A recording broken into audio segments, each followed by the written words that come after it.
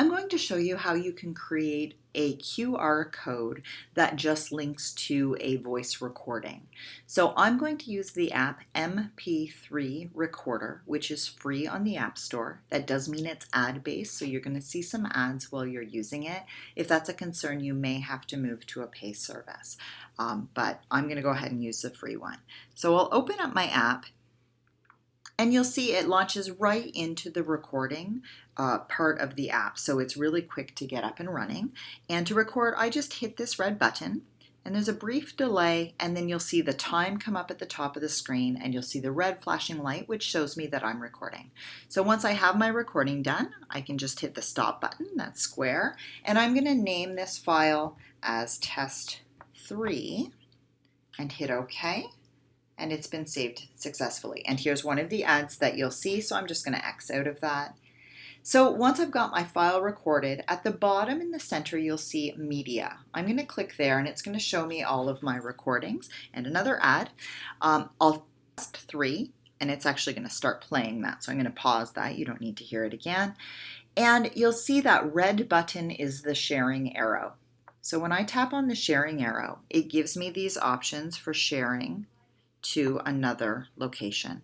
And I need to put this somewhere in the cloud, and so I can use it on the website we're going to use to create the QR code. So I'm going to select Google Drive, which is what your students could select as well. And right now it's just going to go into my drive. If I wanted to put it in another folder, I could tap on my drive and I could select the folder I wanted it to be in. That'll make it a little easier to find. I'm going to go ahead and just put it in my drive and hit upload.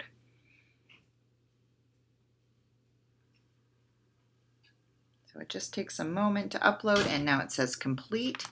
So now I can go into my drive, and what I'm going to do is just hit today, right? So I can see it there, it's test 3. So I know it's in my drive. So if I go to Safari now, I can use a website called Vocaroo.com. So you can see that on the screen, Vocaroo.com. And when you first come to this page on an iPad, it says your device doesn't support in-browser recording. So I can't use this site to record my audio, which is why I use that app to do that. But it does allow me to upload. So that picture of the girl singing, I can hit or upload, and it says click to upload. And you'll notice that Google Drive is one of the choices there.